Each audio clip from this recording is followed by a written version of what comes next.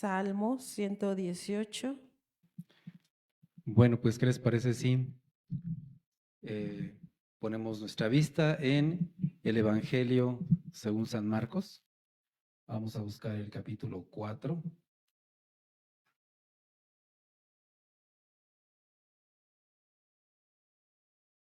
Cuando ya lo tengan, me avisan, por favor. ¿Ya estamos en el 4? ¿Sí? Versículo 26, 4:26.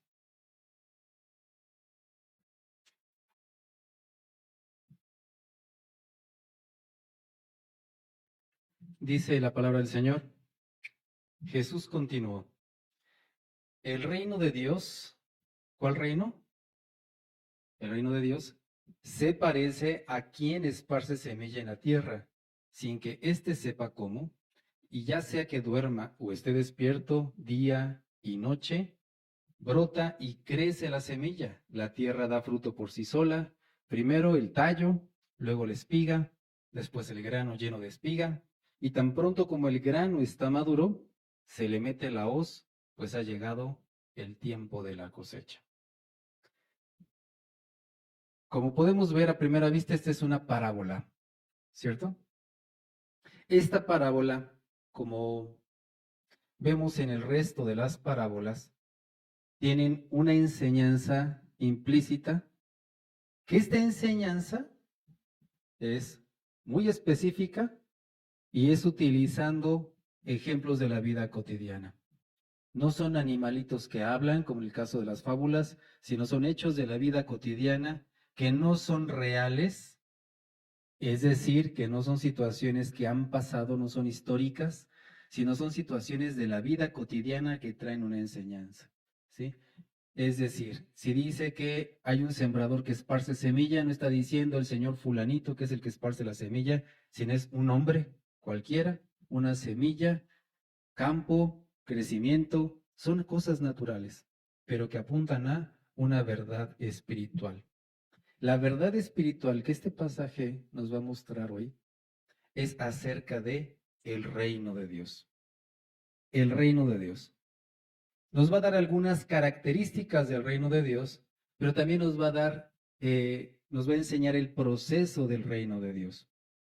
Muchas veces podemos tener en nuestra mente una idea acerca del reino de Dios, a lo mejor que es un reino que va a venir en el futuro, o es un reino que ya comenzó, o es un reino que está en diferente circunstancia o momento. A veces no tenemos bien clara la idea, pero el Señor Jesucristo por eso expone las parábolas, porque estas parábolas van a hablar acerca del reino. Específicamente estas son palabras acerca del reino. ¿Quieren conocer qué nos va a decir acerca del reino?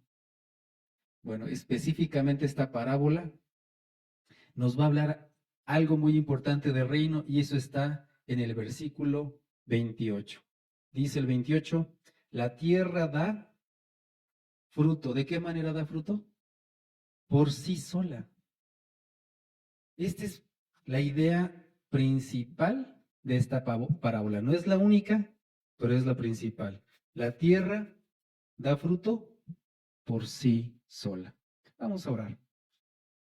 Es más, le voy a pedir que se ponga por favor de pie, con el respeto y seriedad que nos merece el acercarnos a su palabra, y con un corazón sincero y dispuesto pidámosle al Señor eso, de su palabra la recibamos y la recibamos bien, para que también dé fruto nuestro corazón. Padre, nos presentamos delante de ti, queremos ver qué cosas este texto va a decirnos acerca de el reino, que se nos aclaren las ideas, pero también, Señor, que esta palabra traiga esperanza, traiga dirección, nos ayuda a corregir las ideas equivocadas, establecer aquellas que no están firmes, pero también, Señor, que tu Santo Espíritu nos lleve a la obediencia. En Cristo Jesús. Amén. Amén. Tome su asiento, por favor, mi hermano. Como decimos, esta es una parábola que está dentro de un texto donde hay más parábolas. Apenas acabamos de comenzar en el capítulo 4 con parábolas. ¿Antes hubo parábolas en la enseñanza? ¿Sí? ¿En qué capítulo de Marcos estuvo la primera parábola? pero ¿en qué capítulo sería antes? A partir del capítulo 4 comienza la enseñanza con parábolas. ¿Por qué en el capítulo 4 y por qué no desde el principio? Marcos, como lo dijimos, tiene una intención. Marcos tiene una intención. ¿Cuál es la intención de Marcos? Marcos ya tiene en mente el momento de la cruz y la resurrección, ¿o no? Cuando esté escribiendo. ¿Marcos sabe qué es lo que va a escribir o no sabe lo que va a escribir? ¿Usted qué cree? Está escribiendo de repente a ciegas y a ver qué se me ocurre y ahí se los escribo. ¿Creen que eso es? ¿O hay un propósito que tiene Marcos al escribir este mensaje? Incluso lo hemos dicho en diferentes ocasiones, Marcos 10:45 dice que el Hijo del Hombre no vino a ser servido, sino para servir y dar su vida en rescate por muchos. Él ya tiene idea de qué es lo que quiere presentar, el propósito de este evangelio. Y también ese propósito tiene que ver con a quién le dirige este evangelio. Si este evangelio fuera escrito para judíos, entonces tendría una forma de exponerlo. Pero este evangelio no es para judíos. Este evangelio es para gente que no es para nosotros todavía. Marcos no nos lo escribió a nosotros. Marcos no estaba diciendo, se los voy a escribir a los deprados. Cuando se junte esa iglesia ya en el 2026, va a ir, no, ¿verdad? ¿A quién escribió esta carta Marcos? A la gente que vivía en Roma, que tenía una condición de gentiles, es decir, no judíos. Su pensamiento era latino y griego, greco-romano. ¿Sí? Son estas personas las que están ahí. Y entonces Marcos por eso quiere exponerles a ellos quién es Jesús, quién es el Rey, quién es el Hijo de Dios. Porque los romanos, los que habitaban en Roma, ¿a quién pensaban cuando decían, a ver, quién es el Rey o quién es el emperador? Pues el César. ¿Y quién es el Hijo de Dios? Pues el César. Él es el Hijo de Dios. Él es el que ha sido o venido de parte de los dioses.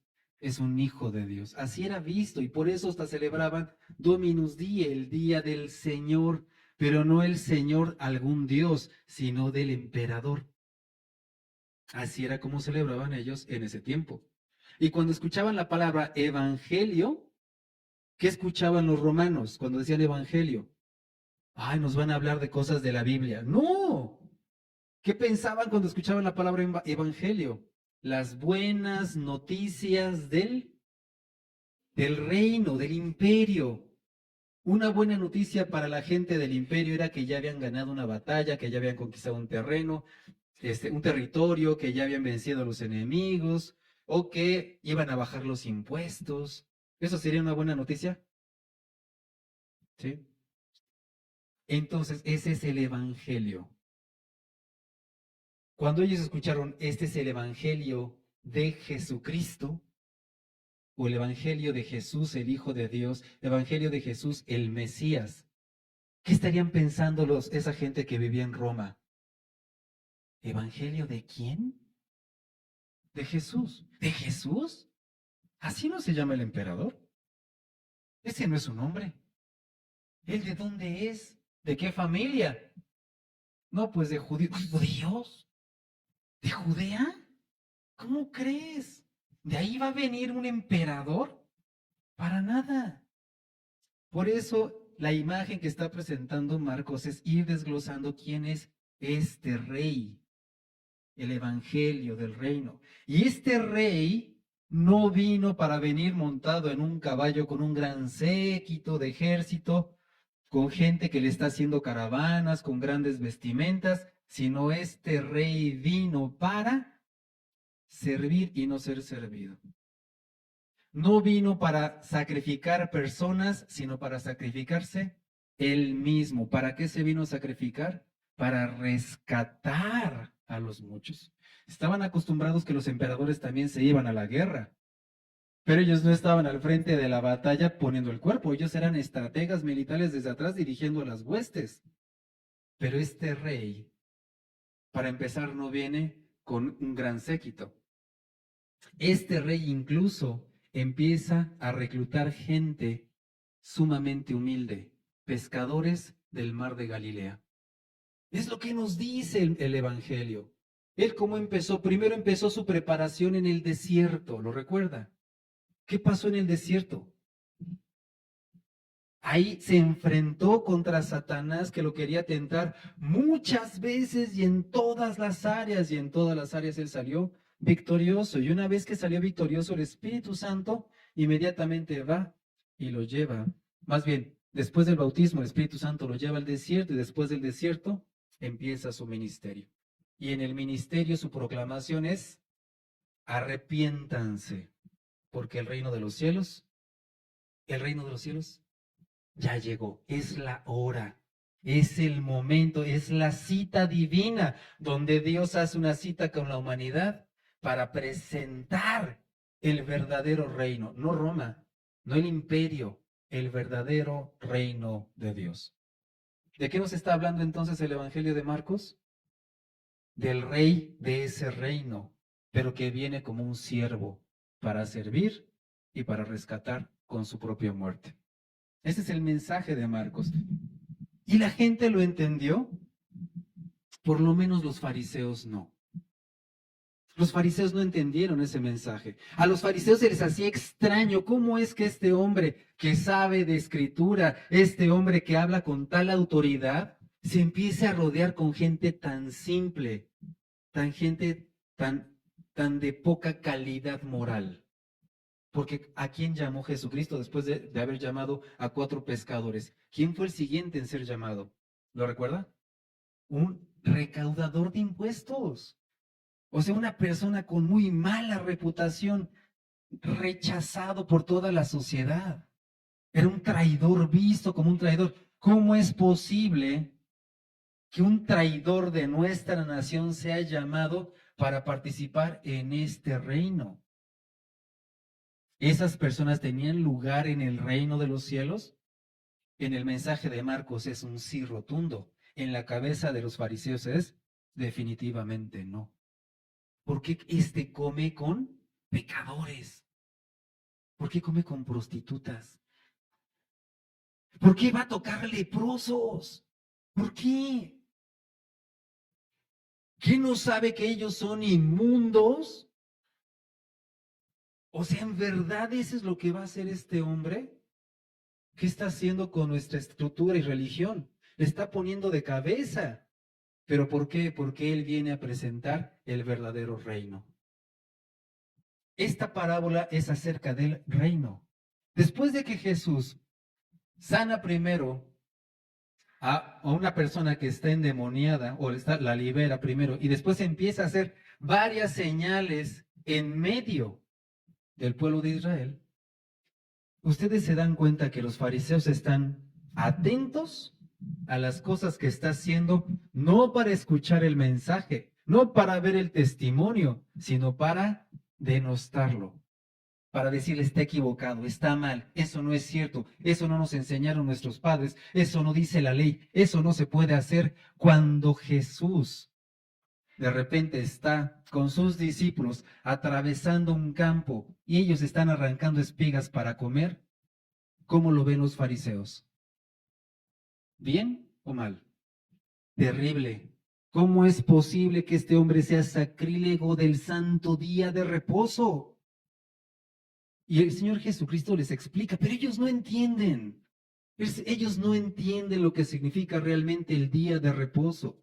Ellos religiosamente lo estaban guardando e incluso le habían añadido todavía otros reglamentos más que Dios no había puesto, pero no entendían. Y están tan furiosos, primero empezaron desconcertados, pero después están tan furiosos con Jesús que viene una enseñanza que Marcos nos explica, donde le dice el Señor Jesús a las personas que estaban congregadas, les dice, en el día de reposo, el cual ustedes quieren santificar, en ese día de reposo, ¿qué es lo que se tiene que hacer? ¿Qué es lo lícito? ¿Hacer el bien o hacer el mal? ¿Dar vida o dar muerte? Tan simple que era la pregunta. ¿Y qué respondieron los fariseos? Hacer mal y matar. ellos decían, en el día santo de reposo del Señor, donde Dios descansó y nos mandó a nosotros a descansar, ese día santo que tú estás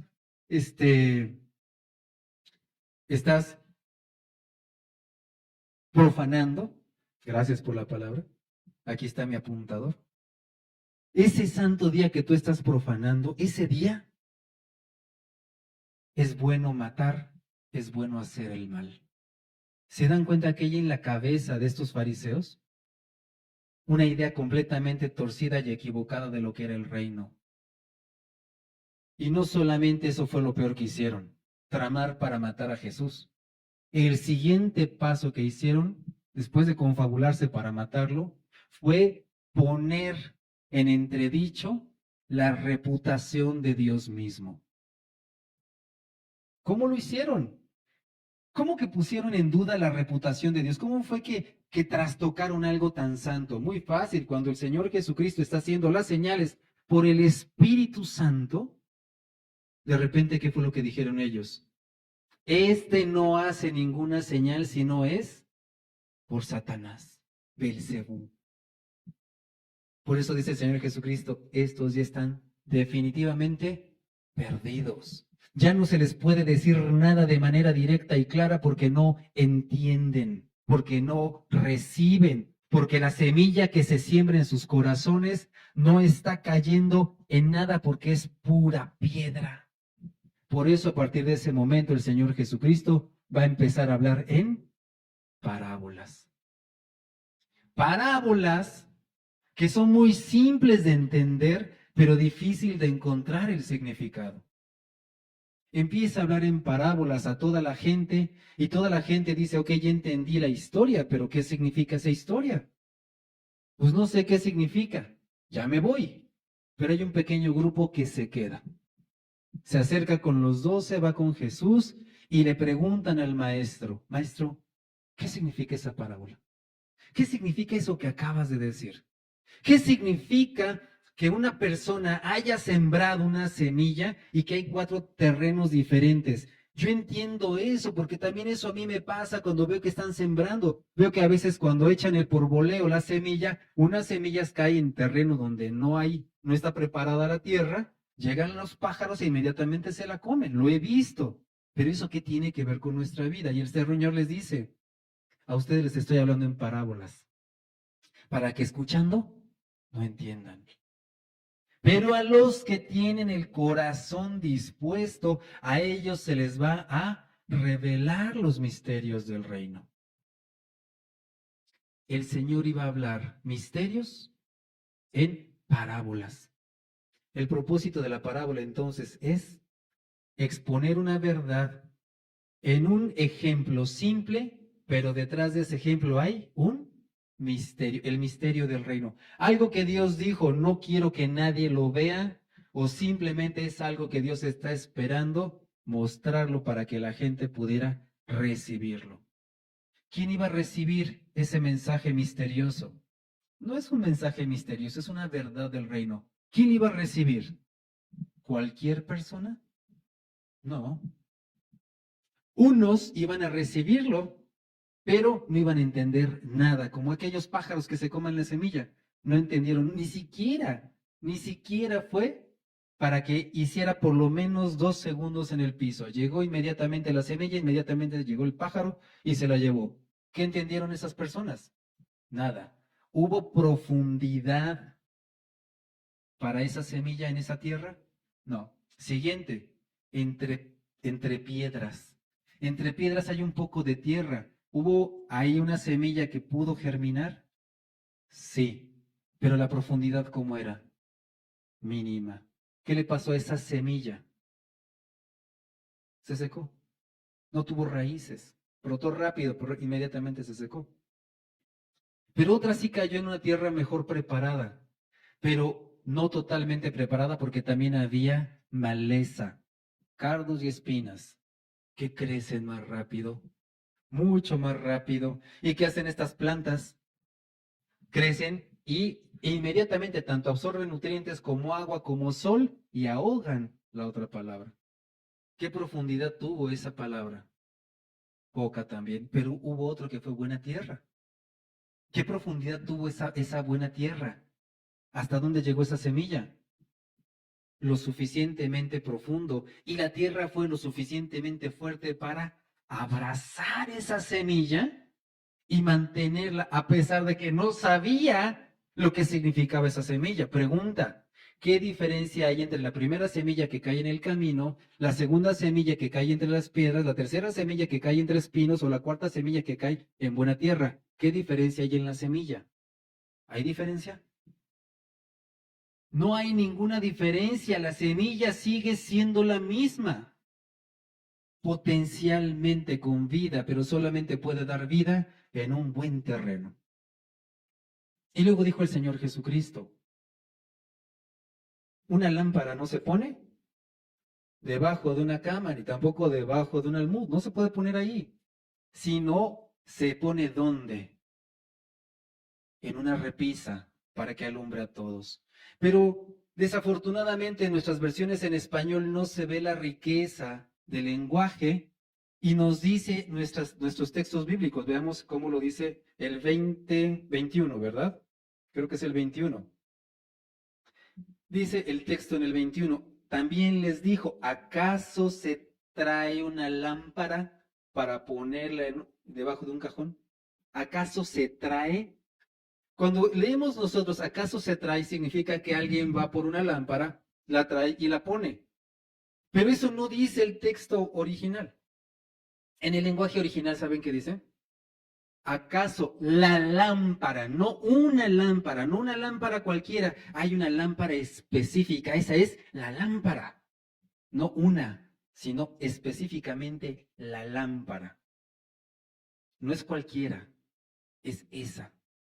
Y además dice aquí, ¿acaso se trae? No se trae. ¿Acaso llega la lámpara? Ese es el texto, lo que dice el texto. ¿Acaso llega la lámpara para estar debajo de un cajón? Además, cuando dice llega la lámpara, no se refiere en términos generales. En la Biblia, en toda la Biblia, ese verbo llega a objetos, siempre a personas. Cuando dice llega, se está refiriendo a personas, no objetos. Entonces no está hablando que la lámpara sea un objeto que llega solo. ¿De quién está hablando? ¿Quién es la lámpara? La lámpara es una persona. ¿Quién es la lámpara? El Señor Jesucristo, ¿qué trae? Luz. Jesucristo no vino para quedar oculto, Jesucristo vino para ser manifestado. ¿Y qué es lo que va a manifestar? Esa luz, y la luz es la verdad. La luz también es la semilla. En la parábola anterior, el Señor Jesucristo le había dicho una clave importante a sus seguidores. Les dijo, si ustedes no entienden esta parábola, no van a entender todas las demás. Entonces, entender la primera es clave. Entender la primera es clave. ¿De qué está hablando el Señor Jesucristo? Del reino. Y el reino llegó, la lámpara, para traer luz. Y dice el Señor Jesucristo, el tamaño de tu medida, con el tamaño que midas, serás medido. Es decir, según tu capacidad, serás servido.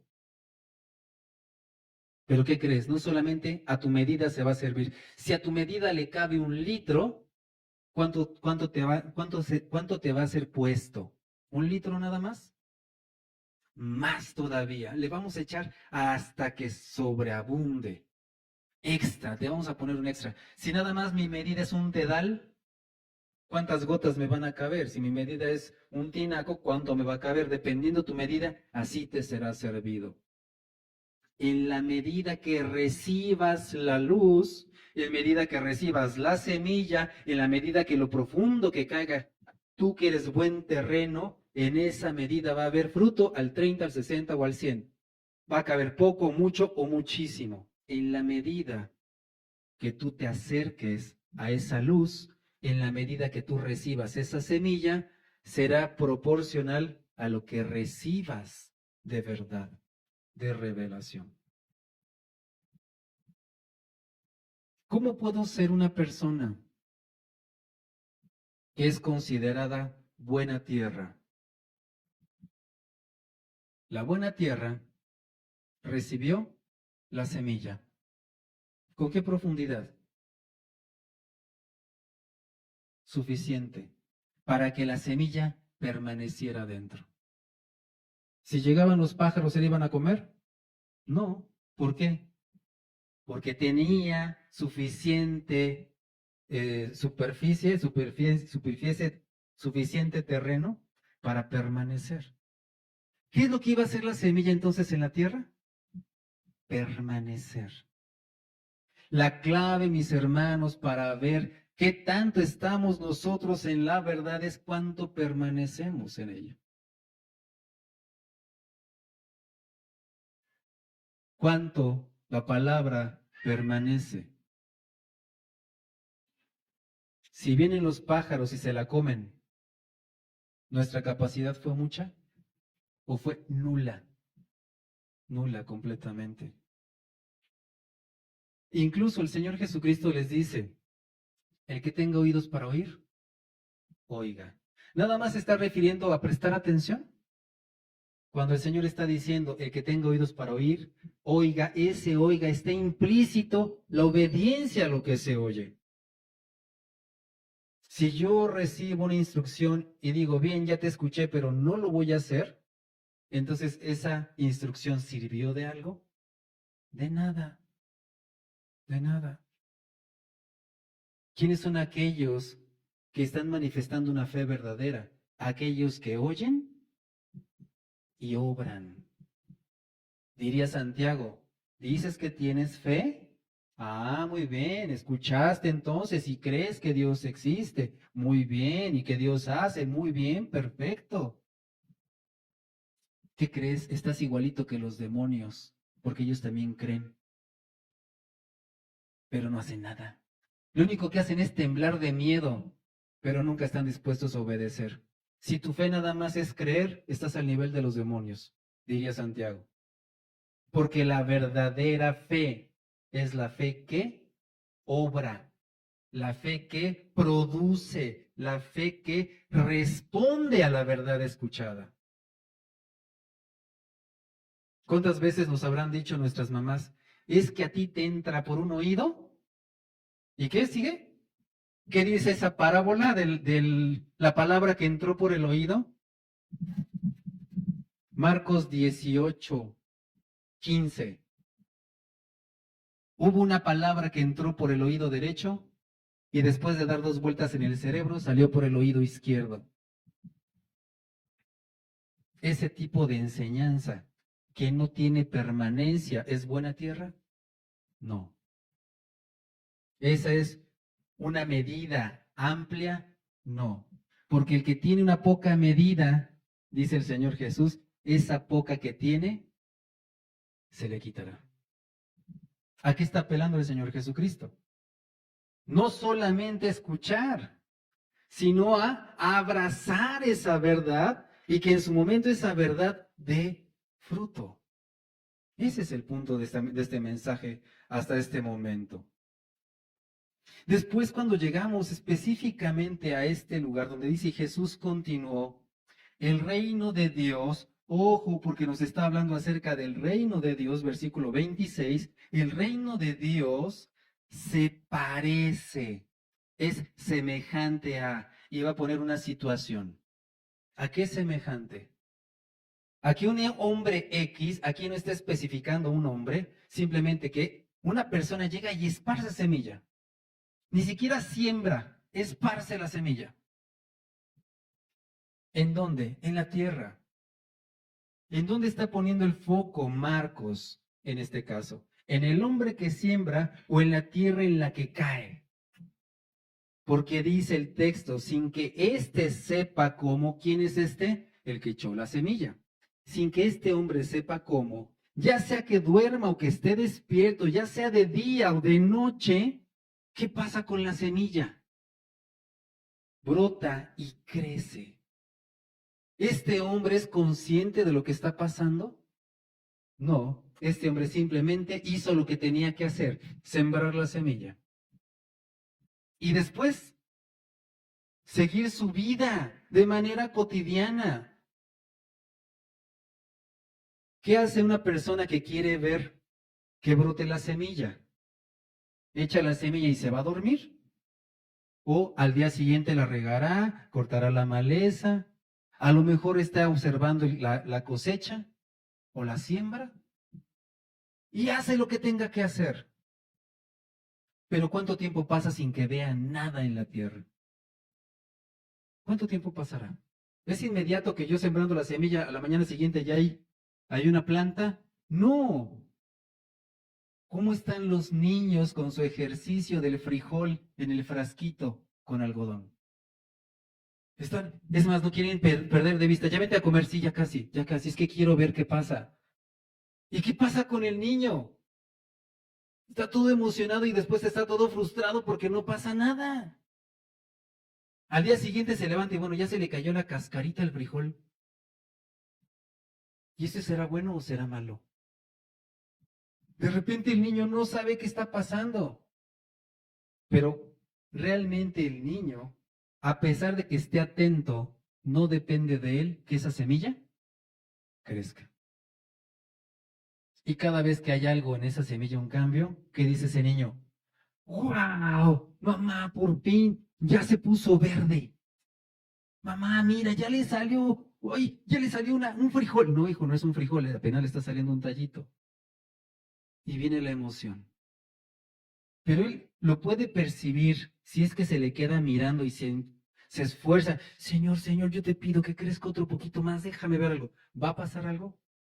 No, ¿por qué? Dice el versículo 27. Sin que éste sepa cómo, ya sea que duerma o que esté despierto día y noche, la semilla brota y crece. ¿Por qué la semilla brota y crece? ¿Por qué? ¿Por los esfuerzos de este hombre? ¿Porque le está cuidando? ¿Porque le está regando con su agua? ¿Le está poniendo abono? No. Aunque lo haga, no depende de eso. ¿Está bien que lo haga? ¿Está bien que la cuide? ¿Está bien que la riegue? ¿Está bien que la abone? Sí, pero no depende de eso. Interviene, sí, pero no es principalmente su acción la que logra que la semilla crezca. 28, la clave. La tierra, ¿qué pasa? Da fruto por sí sola. Pregunta, mis hermanos, ¿la tierra da fruto sin semilla? ¿Tú qué crees? ¿Sí o no? No se puede. ¿Qué necesita la tierra para dar fruto por sí sola? Pues la semilla. Entonces, ¿a qué se está refiriendo? ¿Solamente la tierra? No, la tierra con semilla da fruto por sí sola. Primero, el tallo, luego la espiga y después el grano lleno de la espiga. ¿Qué quiere decir esto? Tampoco es inmediato. Esta semilla lleva un proceso. Un proceso. ¿Sí? Pregunta para los hombres, porque casi siempre pregunto primero a las hermanas, pero es pregunta para los varones.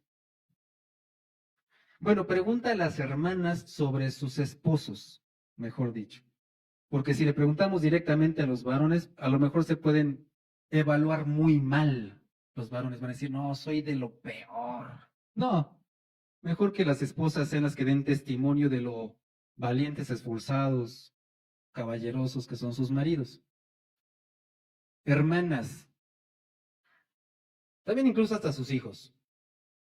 ¿Qué tan pacientes son los varones? De 0 a 10, ¿qué tan pacientes son? De 0 a 10. Simplemente, hoy podemos hacer una prueba. ¿Quién va a estar primero fuera de este salón al terminar? ¿El hombre o la mujer? Ahí puede ser un ejemplo, ¿no? Al conducir,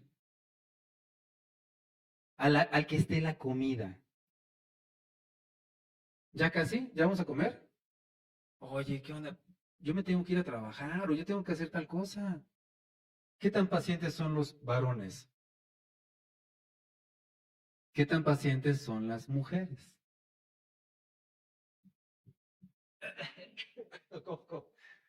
No tosan, hermana. Yo sé que hay un poquito de polvillo por ahí en el ambiente. ¿Cómo es entonces el crecimiento? Es un proceso. Y en nuestra sociedad, mis hermanos, cada vez se han acortado más los procesos. Y esto nos acostumbra a ser más impacientes. Hermanas, ¿quién de ustedes compra los frijoles cocidos en bolsa, sazonados, machacados y hasta con chorizo? ¿Y qué pasó? Cuando mataron al puerquito, luego prepararon el chorizo, lo dejaron secar y ya después cosecharon el frijol, lo cocieron, lo machacaron. ¿Cuántos días podrían haber pasado para comerme unos ricos frijolitos con chorizo allí en los años 1800? Parece tan lejos, ¿verdad? Ok, no nos vayamos tan lejos. Un cafecito. Desde que llegó el café soluble, no, que voy a estar esperándome, ¿no? Ya rápido. Es más, el agua ni la voy a poner a hervir en la estufa, no, métela al microondas. Oye, le pusiste 1 minuto y medio a la olla, a la taza, ¿por qué la sacaste al minuto 15? Porque ya me lo quiero tomar. Oye, pero si le pusiste 1 minuto y medio, espera el proceso. No, no, ya me lo quiero tomar. Y se lo toma y está muy caliente. No, no, no, espera que se enfríe. No, échale un hielo para que se enfríe porque ya, todo lo quiero ya. El tren, mis hermanos, que están estrenando en esta colonia, porque no sé si ustedes sabían que hay un tren ahora para la colonia, un tren hecho y derecho.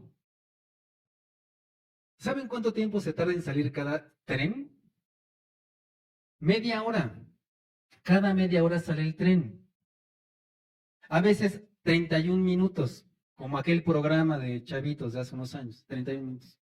¿Y cómo está la gente esperando el tren? ¿No han visto cuánta gente se suicida echándose a las vías de desesperación porque no pasa el tren? Bueno, es que ya casi se avientan, ¿verdad? Más bien ya son, ya.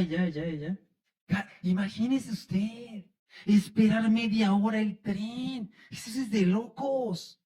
¿Quién piensa que es una locura esperar media hora el tren? Levanta la mano. Sea sincero, mi hermano, porque también mentir es un pecado. Baje la mano. Antes nada más había 2 corridas al día, mis hermanos, del tren. ¿Esperar media hora es mucho? Depende cómo esté mi corazón. Depende cómo esté mi corazón. Si se da cuenta, los procesos nos cuestan trabajo. ¿Quién quiere bajar 10 kilos en una semana? Amén. ¿Quién quiere bajar 5 kilos en 2 años? No, pues ya para esa fecha ya llegó el Señor Jesús. La desesperación de la gente. ¿Por qué? Porque somos impacientes. Y la impaciencia es una virtud. No es una virtud, no. Es un pecado. Es un pecado. Pero el reino de los cielos es ¿un qué? Proceso. ¿Y ese proceso es rápido? ¿Qué es lo que está pasando con este hombre? Él sembró la semilla y ¿qué pasaron? Días. Llegó la noche, llegó el día, llegó la noche, llegó el día, llegó la noche, llegó el día y no ve nada. ¿Sí? Y después por fin alcanza a ver un tallo. Yo sembré maíz hace 2 semanas para ver si para septiembre ya me puedo comer unos elotes. ¿Será? ¿Sabe usted que el bambú se tarda 10 años en sacar los primeros brotes? O que las aceitunas primero crece y no da ningún fruto durante 15 años y después ya da la aceituna. Hay que esperar para esos, y vale la pena esperar. Vale la pena esperar. Pero nuestro corazón no quiere esperar los procesos. Entonces, pero ¿qué es lo que, miren, independientemente de que yo no vea el tallo o que yo no vea el brote, ¿significa que no va a haber nada? ¿Qué significa? ¿Dónde está el problema? ¿En mi corazón o en el proceso? El problema es mi corazón. El problema es mi corazón. Y después dice, tan pronto como, bueno, va creciendo, llega la espiga, el grano lleno en la espiga, tan pronto como el grano está maduro, ¿qué sucede? Se mete la hoz, pues ha llegado el tiempo de la cosecha. Pregunta, ¿este texto nos permite ver el reino de los cielos como un ciclo o como un proceso que va en línea recta? Según este proceso, ¿es un ciclo o es algo en línea recta? Si bien es un proceso el crecimiento, es decir, va avanzando poco a poco, no significa que regresa al mismo punto. ¿En dónde comenzó el relato? ¿En dónde comenzó el relato? ¿Qué está haciendo el hombre? Echando la semilla. ¿Y en dónde termina el relato? Cuando ya se corta. El reino de los cielos comenzó hace 2000 años, con Jesucristo anunciando la verdad del Evangelio. ¿En dónde va a terminar? En el día de la siega. Joel 4. Cuando el Señor diga, meteré la hoz y recogeré lo que es mío. A veces, en términos generales, vemos que no hay avance en la iglesia. No solamente en nuestra congregación, en términos generales en la iglesia. ¿Usted cómo ve a la iglesia? Generalmente todos tenemos una mala perspectiva acerca de la iglesia. ¿Cómo la vemos?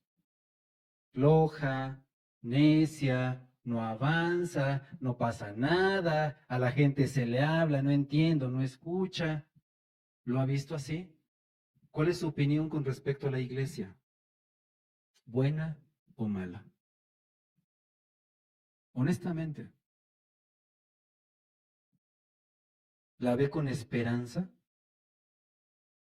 Dice, no, la iglesia en verdad está creciendo, la iglesia va madurando. ¿Puede ver usted eso en su vida cotidiana?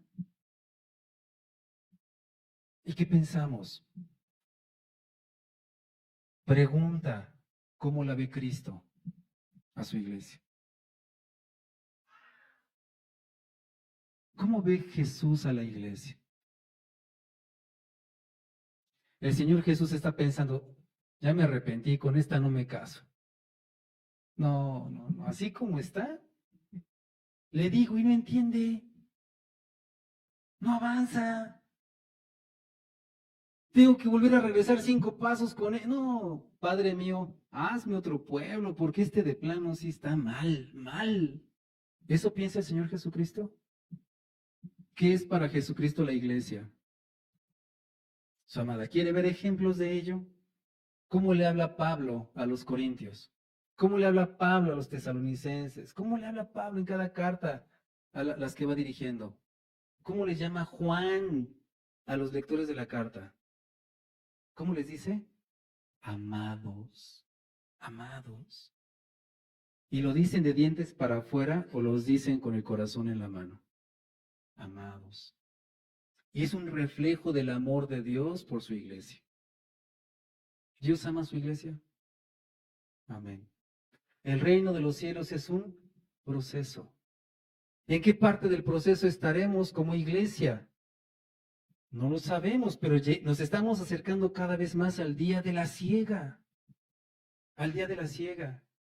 ¿De quién depende que el grano esté maduro, mis hermanos? ¿De quién depende? ¿De quién depende?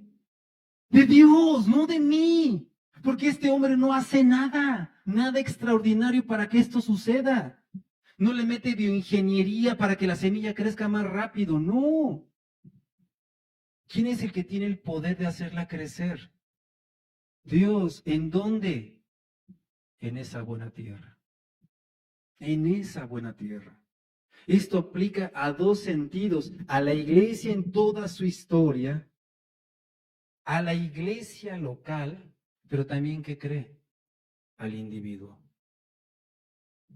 ¿Cuántas veces, mi hermano, hermana, cuando has estado ya sinceramente tú delante del Señor sin que nadie te vea, te miras a ti mismo y dices, es que, Señor, siento que no avanzo y que sigo dando vueltas en el mismo punto? Mi carácter no ha cambiado, mis pensamientos no los puedo dominar, mis luchas en lugar de ser victoria se convierten siempre en una derrota y han llegado en algún momento pensamientos a su cabeza de decir, no voy a continuar en esto. A lo mejor el Espíritu de Dios no está en mí. ¿Cuánta gente habrá pensado esto? ¿Cuánta gente ha de decir, no, no voy a seguir, aquí no pertenezco? Esos pensamientos son naturales. Estos pensamientos surgen en medio de los problemas, surgen en medio de los descalabros, surgen en medio de la presión, surgen en medio de circunstancias que son dolorosas o difíciles, de caídas personales. Si esa persona ante esa caída, ante ese dolor, ante ese traspié, se sale del cuerpo, entonces podemos ver que no era una semilla plantada en buena tierra. Pero si esa persona, a pesar de los descalabros, de los deseos de ya no regresar, de ya no pertenecer, de ya no estar de repente, por alguna razón sigue diciendo, pero es que tú, Señor, sigues siendo Dios y no te puedo negar. Sigues siendo Dios y no puedo decir nada de ti. Estoy harto de todo, pero no me abandones, no me dejes, no me quiero apartar de ti. Me quiero apartar de todo el mundo. Es más, incluso, ya no me gustaría estar aquí presente, pero de ti no me quiero esconder. Me doy vergüenza a veces, Señor, de presentarme delante de ti, pero eres lo único que tengo. ¿Qué cree que tiene sembrada esa persona en el corazón? ¿Verdadera semilla? Este texto, mis hermanos, es para traer esperanza a esos corazones que se han sentido desesperados y frustrados porque no ven avance. No tienes que ver avance, hermano. No tienes que tener paciencia en el proceso, porque Dios no miente. El Señor no miente. Y si el Señor dice que su semilla es buena, su semilla es buena. Y si tú fuiste esa tierra que recibiste la semilla, no sabes exactamente ni por qué, pero esa semilla que escuchaste quedó sembrada en tu corazón, esa semilla en su momento dará un tallo, hojas y en su momento fruto. El mensaje de esta parábola, mis hermanos, es permanencia. Permanencia. ¿Esa semilla ustedes no creen que le llovió más fuerte? ¿Que habrá caído granizada? ¿O que en algún momento no hubo agua? ¿Que a veces llegó un viento solano que pudo haberla secado? Sin embargo, esa semilla permaneció, porque esa semilla tiene poder divino para crecer. Nuestro papel en este proceso, mis hermanos, es que esta semilla se mantenga con su agua, se mantenga con su abono y que le estemos arrancando las hojitas que son maleza. ¿Cómo puedo yo seguir abrazando fuertemente esa semilla para que en su momento dé fruto? ¿Cómo? Dejando que el Espíritu Santo me lleve a obediencia, haciéndole caso cuando me redarguye, llevando a la práctica lo que leo. Mi hermano, tú no vas a hacer crecer esa semilla con tu obediencia. Tú vas a preservar esa semilla para que sola dé fruto. En su momento, el Señor sabrá el momento adecuado y recogerá ese fruto para sí, porque el fruto es para Él. ¿La semilla es buena? Sí. Y si tú eres buena tierra, ten paz, descansa. Aun cuando hayas tenido ganas de salirte, de claudicar, de aventar la toalla, pregúntate quién es Jesús para mí. No la iglesia, no la gente, no las reuniones. Jesús, ¿quién es Jesús para ti? Porque Jesús es la lámpara que trae la luz. Jesús es el que siembra la semilla. ¿Quién es Jesús para ti? Si escuchaste bien el mensaje del Evangelio, entonces ese mensaje está dando fruto en ti de quién es Jesús. Da testimonio quién es Él. ¿Y quién es Jesús según Marcos? Ese rey que viene a traer el reino, que no vino para avasallar, para sacrificar a las personas, sino para sacrificarse a sí mismo por ti y por mí. Esa es la verdadera fe. Si lo puedes creer, el único mensaje es permanece en eso. Contra viento y marea, la semilla va a dar fruto. Padre, en el nombre de Jesús, oro por los corazones de mis hermanos que estén pasando una situación indescriptible para muchos, muy difícil, que su fe haya sido puesta a prueba a través de situaciones dolorosas, enfermedades, contiendas, pleitos, sinsabores o cualquier otra circunstancia, Señor, que estén viviendo. Padre, si somos buena tierra, no es por nosotros. Si nosotros creemos que Jesucristo es el Hijo de Dios y que no vino para ser servido, sino para servir, y eso conmueve nuestro corazón de alguna manera y no somos indiferentes a ello, es porque tú hiciste la obra, es porque tú preparaste la tierra. Así como estos hombres que permanecieron, aquellos que se acercaron a ti para escuchar la explicación, no habían entendido, pero quisieron acercarse porque había una fuerza que los motivaba a acercarse a ti, a no alejarse de ti. Aun cuando el corazón se quiere alejar de ti, pero realmente hay una fuerza que nos dice, no te vayas, no te separes, tú me perteneces. Esa fuerza, Señor, es la que tú pusiste. Lejos de ti no vamos a lograr nada, Señor. Lejos de ti no vamos a lograr absolutamente nada. Padre bendito, ayúdanos a mantenernos con nuestros ojos en tu palabra, aun cuando no se ve el fruto. Con nuestros ojos, Señor y Dios, en tu promesa, aun cuando ahorita no veamos nada. Que no sea nuestra esperanza el ver algo, que nuestra esperanza esté puesta en lo que tú has dicho. Y esto es verdad. Te alabamos, Señor, en Cristo Jesús. Amén.